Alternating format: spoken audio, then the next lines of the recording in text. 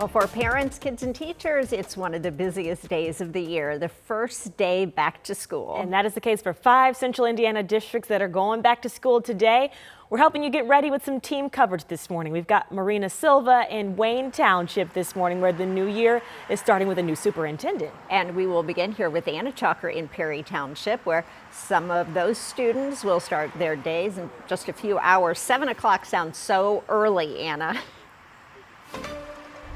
7:10, doesn't that hurt a little bit hearing that? But that's going to be for Perry, Meridian, and Southport high schools. They're going to kick the day off here for the district. And when these kids are coming in, the superintendent tells me they're going to be welcomed in with a lot of excitement, ready to kickstart the year, but also with an education and a curriculum that's really going to keep them engaged all year long. And this year, there's a lot of momentum building off of this from the district strategic plan that was built last year. This is where they saw an increase in test scores and even created a new community advisory board. And the superintendent says even with all of that momentum and excitement, it is still important for our families and their staff to get into a routine to start the year off right. I think it's the same thing as we do in our family and our household. It's like it's time to get to bed a little bit earlier, make sure your stuff is ready, mentally prepared, get to school, have a little patience on the first couple days as we get our routines down.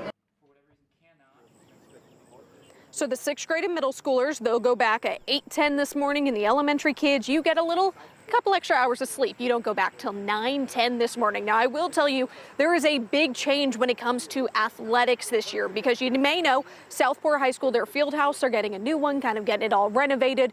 But that has led both these high schools, Perry, Meridian, and Southport, to make the decision to pause any time that they're hosting any IHSAA postseason tournaments or any of those Marion County tournaments, which is very important because we know so many regional games are hosted at Southport High School. So there will be changes with that. Where those tournaments will be posted will probably be posted on later on throughout the year.